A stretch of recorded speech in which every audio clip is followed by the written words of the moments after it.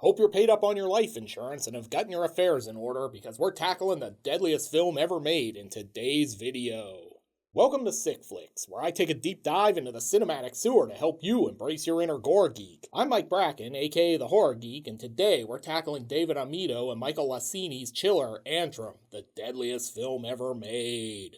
Released in 2018, Antrum is one part mockumentary, one part feature film chronicling the dubious history of a lost 1979 movie that essentially killed everyone who ever watched it. Drawing inspiration from titles like Ringu, the mockumentary Fury of the Demon, and John Carpenter's Masters of Horror entry Cigarette Burns, Antrum first gives us the faux film's disturbing history, then dares us to watch the actual movie that has killed all of its audience. And the rumor is that the film is cursed, and anyone who watches it will die. I'll just say up front that I'm a sucker for this kind of cinematic conceit. Your mileage may vary. At any rate, will we survive this viewing? Let's get to the gore and find out. The film opens with some footage of the devil from early cinema history and this grave pronouncement. Antrum is not safe.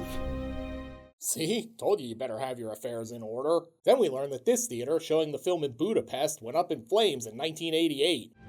The film that was screening was called Antrum. Not to be that guy, but that's a lot of windows for a building that's supposed to be a movie theater. Mindenki tudta, nem volt. Az mindenki beszélt róla, hogy innen kezdődött, és innen kezdődött. Dun dun dun. But wait, the dead theatergoers aren't Antrum's only victims. Turns out everyone who screened it for inclusion in various film festivals has sloughed off this mortal coil too. It's kind of the holy grail of underground cult films that no one has seen, except for a handful of film festival programmers who are now dead. I gotta say, I think this might be a bad marketing strategy. If everyone dies, who's gonna watch the sequel? It's like the devil started submitting a film to a film festival. So, it was basically a Weinstein Company production, in other words. Then we start breaking down the deaths. LeVar Burton shows up for this one. On today's Reading Rainbow, we're taking a trip to hell, kids. But you don't have to take my word for it. Okay, so honestly, the fake documentary stuff is the least interesting part of Antrum. It's not even remotely convincing. For example, this dude saw the movie and fell on a poisonous fish hours later. Random. The good news is, unlike Fury of the Demon, we're not going to watch a documentary about Antrum. We're going to watch the actual movie. As there are multiple occurrences of what appears to be unrelated and graphic footage spliced into the print. Man, I sure hope Tyler Durden didn't splice in a bunch of giant dongs. Anyway, after more jibber-jabber, we get to the film. But first, there's this warning. If you're scared, turn back now.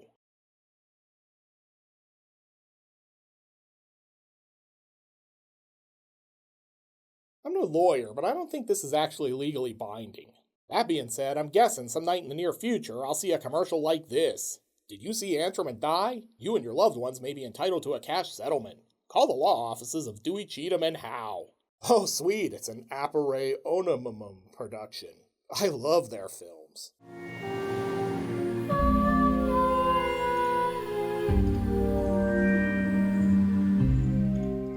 I'll be honest, Antrum sounds like a pretty sweet name for a death metal band. After the credits, we watch old Yeller here retire to a farm upstate. Man, Giovanni Frezza sure doesn't age. Dude's 47, but still looks the same age as he did in House by the Cemetery. I believe the title of the movie was All Dogs Go to Heaven? Nice knockoff poster. After that, they head out. Okay, the dog's dead. Who wants ice cream? Giovanni Frezza 2.0 has a lot of existential questions on the ride home. Mom, Maxine, is she in heaven now? Maxine isn't in heaven because she was bad. Wow, way to be a downer, Mom. He's like, wait a minute, are you telling me Don Bluth lied? Man, if you told me at some point I'd make a video where there were 2 all dogs go to heaven jokes in under 2 minutes, I'd have told you were insane. Yet here we are. After that, he starts hallucinating. And this is how young Elon Musk conceived the self-driving Tesla. Big Sis's head is bleeding, and you might have noticed a subliminal image blip across the screen. Get used to that because it's going to happen a lot. Antrum is big into the subliminal symbolism. Then things get really trippy.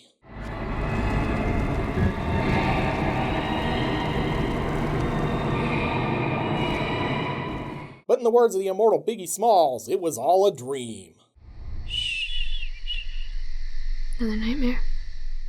The next day, Oralee and Gio, whose actual name is Nathan, set out to take a trip to the pet cemetery. After some traipsing around, they wind up at the entrance, where Aurelie has to consult her dog-eared copy of the Necronomicon.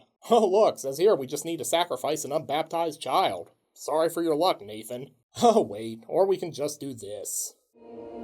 To enter the forest, you must make an offering. Something very special to you. After leaving his offering, we run into this cheery sign. Sure hope we don't run into Logan Paul's stupid ass in these woods.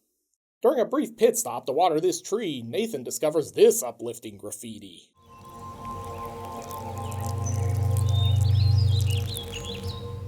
So, how's everyone feeling so far? Feel like you're dying yet? Nate, I'm right here. I was looking for you. Where were you? Then we get to some exposition. This is the forest where the devil landed when he was cast out of heaven. Huh, wonder why that location doesn't show up on my GPS's local areas of interest chart. And at that very spot, we'll find the entrance to hell. The Antrum. Title mention, everyone drink. Also, did you see the creepy demon in the sky? Eventually, they find the spot, which is covered in all these damn stick props from the last Blair Witch movie they shot out here. Watch Nathan trip over these sticks. Smooth move, Princess Grace. Then he gets down to listen to Mother Earth. Shh. If you listen closely, you can hear the Earth's core saying Jeffrey Epstein didn't kill himself. After setting up base camp, they finally start the ritual. With this prayer, nothing bad shall come of us. I don't know, this kind of looks like the version of the Necronomicon you'd get if you ordered it off Wish.com. Man, don't look now, but I think they're about to summon like 6 Norwegian death metal bands looking for song lyrics. One by one we pray to thee, protect us from all we'll see, from all we'll hear and touch and smell, from all the unknown darkness. Wow, this groundbreaking ceremony sure got weird, but let me be the first to welcome you to the future home of the newest Hellmouth, opening wide in spring 2021. After that, it's time for some more exposition. And with each layer that we pass, deeper in hell we'll be. They're digging away, but look out. Someone performed the wrong summoning ritual and raised the Evil Dead cam. Nathan, meanwhile, is tuned back into Planet Earth Radio. It's sharing more secrets. Did you know Frankenstein was the doctor and not the monster? Man, this is like NPR. While Kenneth here is busy trying to figure out the frequency, Aurelie spots something. What the fuck is that? It's just a squirrel. No, dude, I've seen squirrels. That's no squirrel. That's like a reanimated squirrel corpse. Don't worry though, Harry Potter here is going to exorcise this thing once and for all. Use this wand to cast it out. All sticks here will channel your energy. Expelliarmus! While they're busy chasing each other around, they don't realize Hellraiser's Uncle Frank is hanging out nearby. Don't mind me, just setting up camp over here, getting back to nature and all that. This is the last place the Cenobites will think to look for me. And with that, we enter the first layer of hell.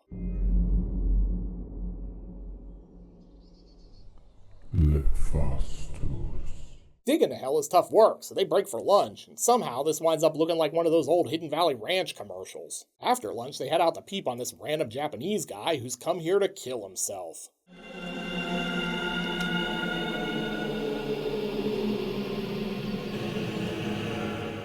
Damn kids, I can't even commit suicide in peace. Back at camp, digging continues.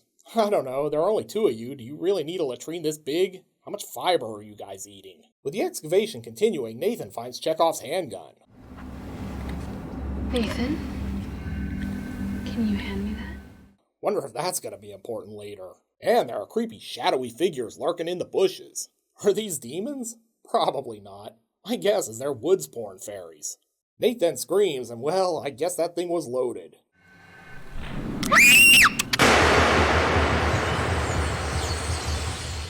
They settle in for the night, but Nathan's got yuck mouth, so Aurelie does what any authority figure would do. Uses the legend of Cerberus to get him to brush his teeth. Besides, he'd have to smell us coming. So as long as we don't smell foul. What? Your mom didn't tell you a 3-headed hellhound would gnaw your face off if you didn't brush and floss? Nathan passes out and has more weird dreams, culminating with this 20-plus second black screen where we can just make out the devil's face in the background. Creepy. And with that, we're down to the second layer. Don't just take my word for it, though. We're in the second layer. Turns out the demons have been scratching Nate.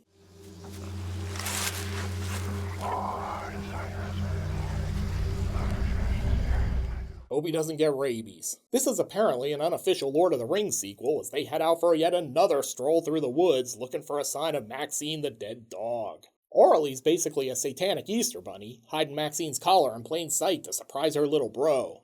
Too bad he's got other things on his mind. We're in the third layer.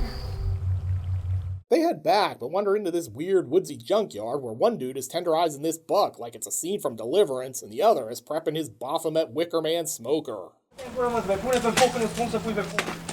You want one hell of a good steak? This thing makes devilishly delicious meat. Not gonna lie, I want a smoker like that for my house. My HOA will probably kick me out though.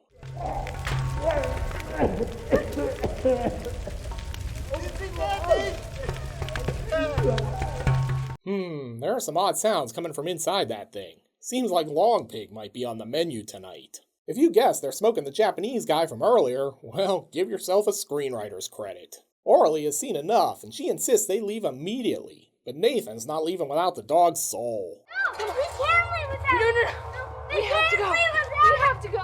They run through the woods, but those are apparently demons, not cannibals, so I think they're gonna be alright. Eventually, they find this conveniently placed boat and set sail on a 3-hour tour, but next thing you know, it's man overboard as Nathan decides this is a good time for a swim. Nathan? Nathan?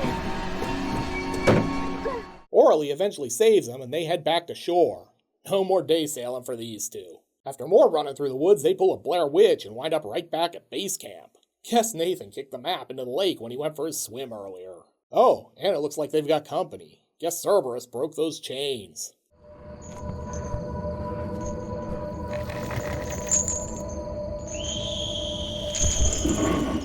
Nathan makes his case for the Cerberus sighting and then Orly drops this bombshell. Digging the hole to hell. Saving Maxine. I made it up. Okay, but Santa's still real, right? Then, not to be outdone, Nathan drops a bombshell of his own. Ike didn't give it to me. Because he isn't real. But I met him. We even get a creepy flashback to prove it. This is presumably the demon Astaroth. This episode of Exposition Theater is cut short when they have to flee the tent with Cerberus in hot pursuit.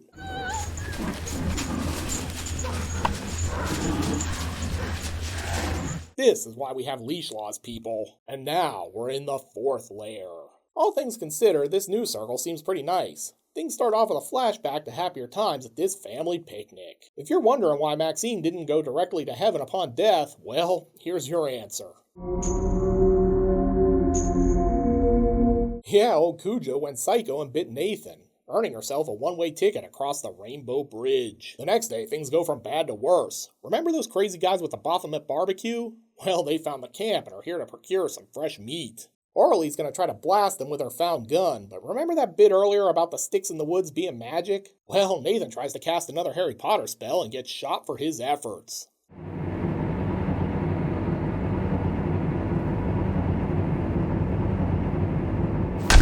Nice work, kid. That has to mean the movie's over, right? Well, not so fast. Turns out those weren't bullets. They were just tranquilizer darts. Although, I'm guessing they'll wish they were bullets when they wind up slow roasted in Baphomet's belly. But before we can get to meal prep, Redneck Walter White here is ready to cook some meth in this Lost Breaking Bad episode. This must have been after they ditched the RV and before they started working for Gus Fring. Orly and Nathan are in cages while Baphomet's like, "Get in my belly."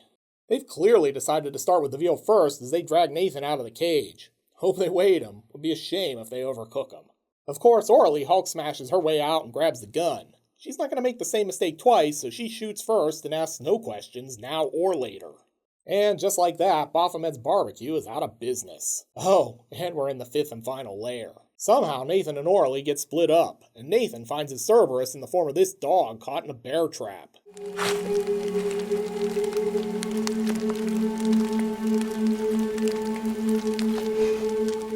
That's what we like to call symbolism, kids. And the end. Except wait, it's actually not. What the hell, Antrum? Orly's surrounded by demons, but eventually makes it back to camp and sets about filling in the hole. Feels like it might be a bit late for that. Afterwards, she's sitting in the tent alone when she hears the chains of Cerberus.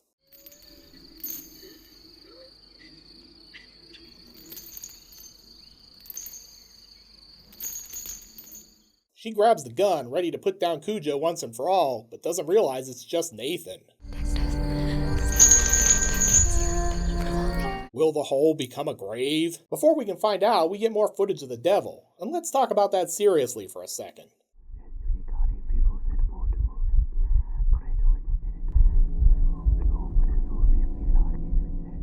The audio here is clearly played backwards, and the devil's index finger uncurls to a point, mimicking the reverse action of someone squeezing a trigger.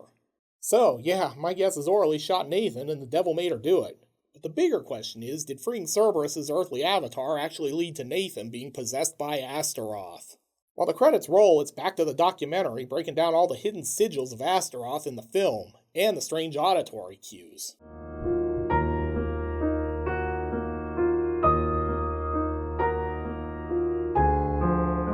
Fun fact, I'm 99.9% sure that's veteran character actor Paul Calderone, who was in a bunch of Law & Order episodes.